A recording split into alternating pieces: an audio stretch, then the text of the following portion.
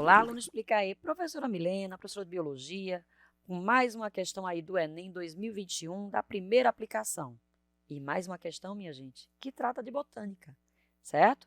Neste caso em particular, ela exige do aluno conhecimento de histologia vegetal. Vamos à questão? Com o objetivo de identificar a melhor espécie produtora, vejam, de madeira para construção. Como é que seria essa madeira para construção? Olha as características que ele dá. Resistência mecânica, né? E resistência à degradação. Então, característica, resistência. Foram analisadas as estruturas anatômicas de 5 espécies. E aí ele coloca aqui, né, as 5 espécies, o símbolo de mais, né, representa aquela estrutura presente, a quantidade de maisinhos vai dizer o quê? Se aquela estrutura está presente em pequena quantidade, em média quantidade ou em grande quantidade. E o símbolo de menos significa dizer que aquela estrutura está ausente.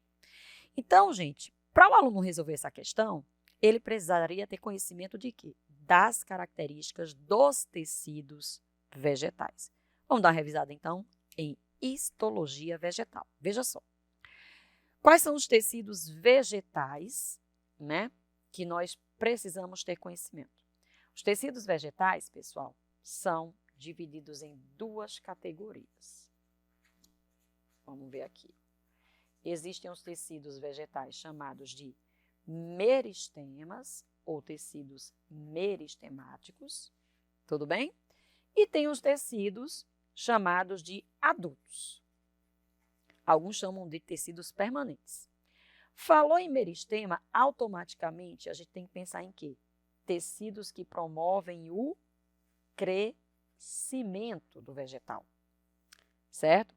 São tecidos, minha gente, cujas células têm um alto poder mitótico, ou seja, essas células não param de se multiplicar, por isso que promove o crescimento.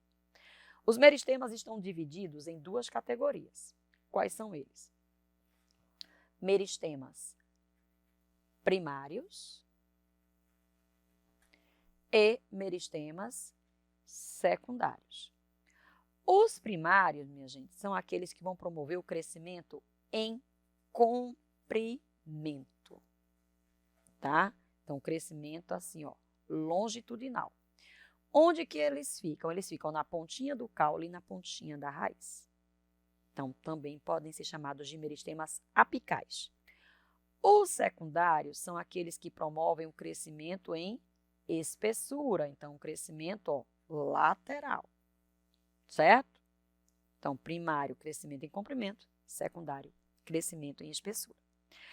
Quando esses meristemas, essas células dos meristemas, passam por um processo de diferenciação, aí o que vai acontecer?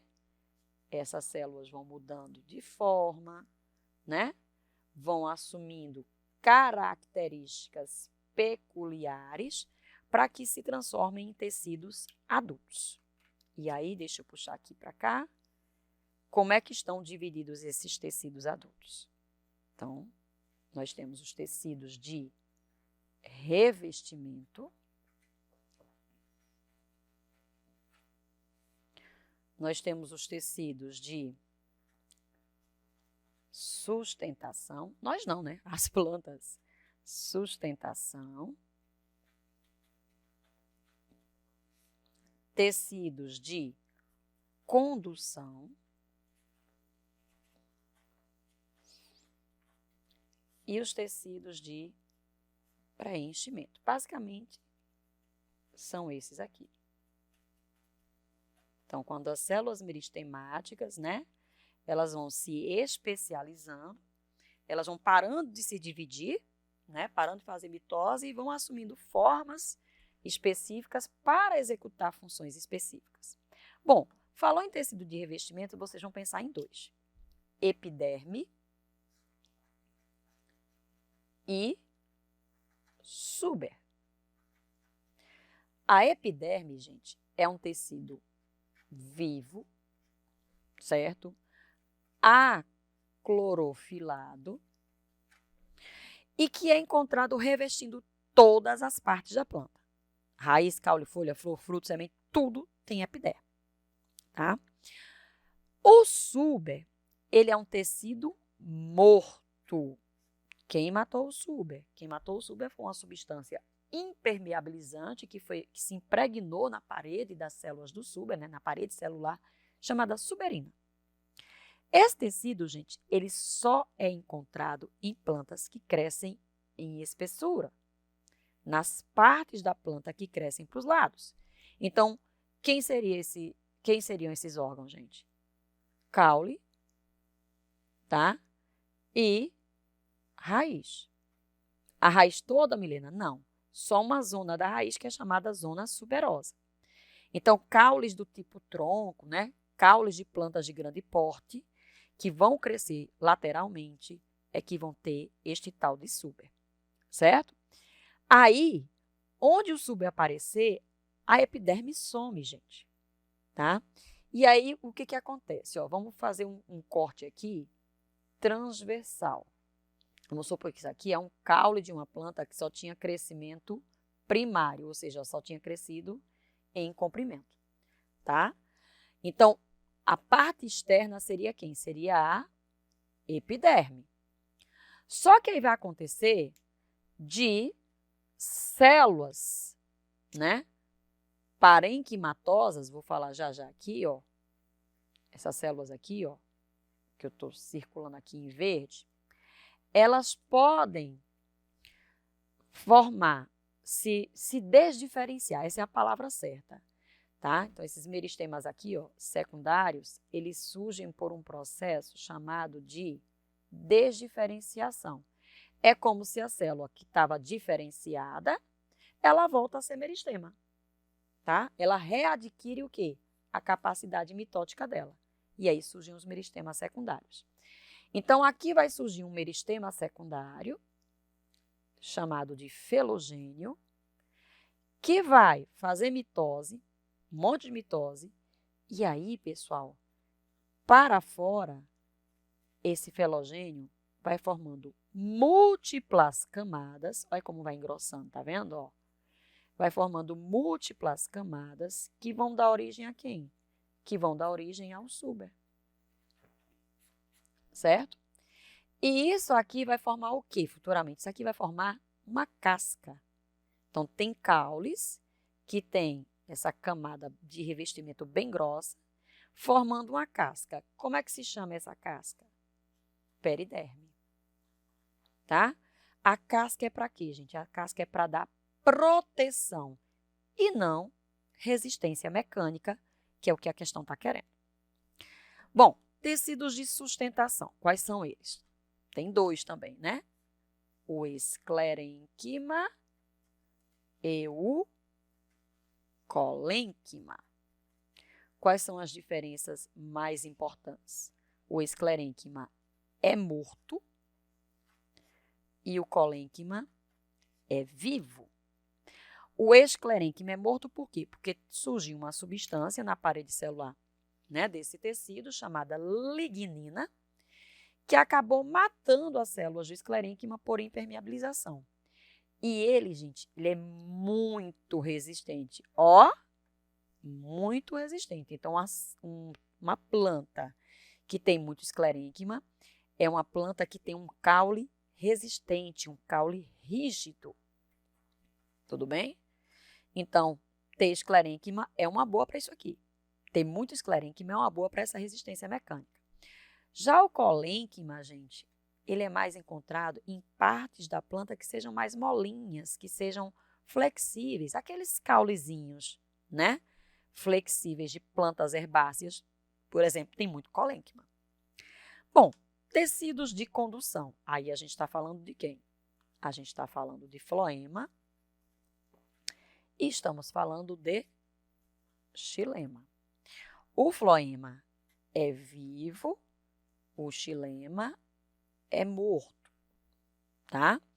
Quem matou o xilema? A mesma substância que matou o esclerênquima. Lignina também. Lignina, aqui, ó, o nome da substância, tá? E aí, o que vai acontecer, gente? O floema, ele é especialista em conduzir a seiva elaborada, que é a seiva orgânica, água e açúcares, né? Que são produzidos lá na folha, né? Os açúcares, e vão ser conduzidos às demais partes da planta, raiz, caule, flor, enfim.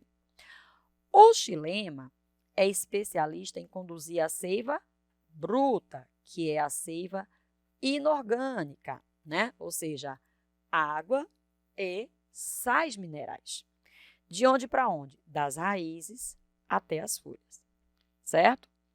E esse xilema, gente, prestem bem atenção, ele se apresenta em duas formas, cerne e alburno.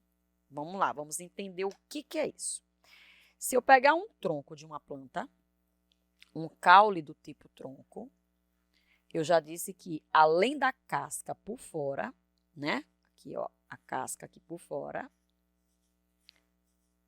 né? A periderme, que não tem função de resistência mecânica, tem função de quê? De proteção. Aqui dentro, o que a gente vai ver? Tem uns desenhos animados, inclusive, que fazem uns desenhozinhos assim, já viram? Um negócio mais ou menos assim. Isso aqui são os anéis de crescimento, gente. Mas eu quero, os anéis de crescimento, eles representam variações na atividade do xilema, tá? De acordo com a estação do ano. E o número de linhas, o número de anéis, dá mais ou menos uma idade, né? Uma medida indireta da idade daquele vegetal. Mas o que eu quero falar para vocês é sobre essas duas regiões do caule, tá? Essa região que você percebe que ela é mais escura, ela é mais pigmentada, ela é chamada de cerne. A parte mais periférica é o alburno. O cerne, gente, ele não serve para conduzir seiva, tá? Aqui, ó. Não conduz seiva. Por que ele não conduz seiva? Porque ele está preenchido de resinas, de substâncias impermeabilizantes, que meio que obstruem os canais xilemáticos, né? Os vasos xilemáticos. Então, ele não serve de modo algum para conduzir seiva. Se ele não serve para conduzir seiva, ele serve, então, para quê, prof? Ele serve para isso aqui, ó. Para dar justamente resistência mecânica e resistência contra a degradação. Já o alburno, ele tem atividade de condução de seiva. Então, esse aqui conduz a seiva bruta. Esse daqui não. Perfeito? E para a gente encerrar aqui, os tecidos de preenchimento são os parênquimas, que estão, né, difundidos amplamente pelo corpo da planta. Se encontra em tudo que é parte do vegetal. Raiz, caule, folha, flor, fruto e assim vai. Eles estão divididos em parênquimas de reserva e parênquimas clorofilianos. Gente, clorofiliano já está dizendo. Faz o quê? Faz fotossíntese, tá? Onde que a gente vai encontrar amplamente os parênquimas clorofilianos? Nas folhas, certo? Servem para fazer fotossíntese.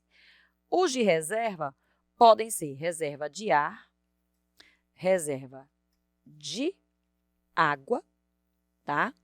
Ou reserva de amido, parênquima aerífero, parênquima aquífero e parênquima amilífero. Esse aqui vai ser encontrado mais em plantas aquáticas flutuantes, tipo a Vitória régia.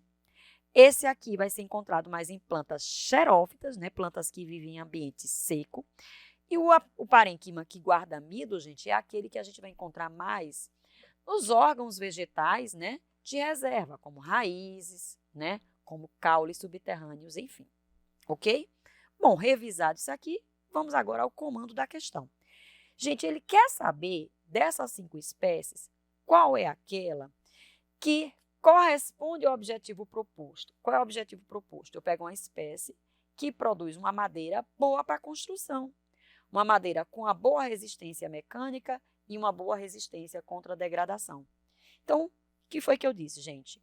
Uma planta com resistência vai ser uma planta que vai ter bastante esclerênquima, certo?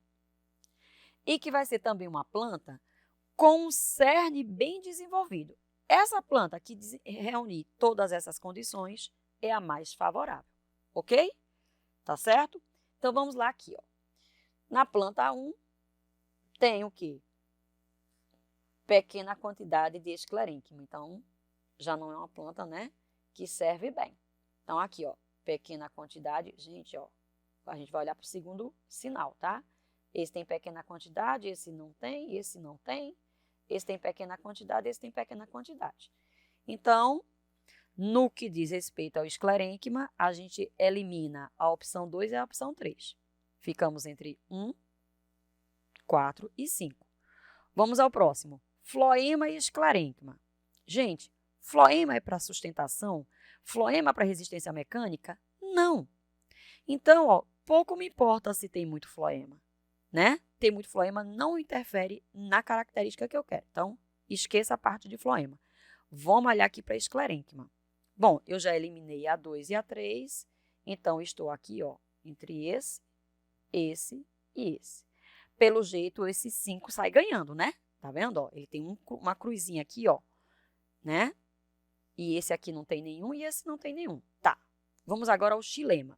Opa, quem é que tem mais cerne? De todas as plantas aqui, quem tem mais cerne, como eu disse, não serve para conduzir, mas serve para quê? Para uma boa resistência mecânica. Então, quem tem mais cerne é a espécie 1. Então, de todas as plantas aqui, a que teria mais características, né, que atendem ao objetivo proposto, é a planta da espécie 1.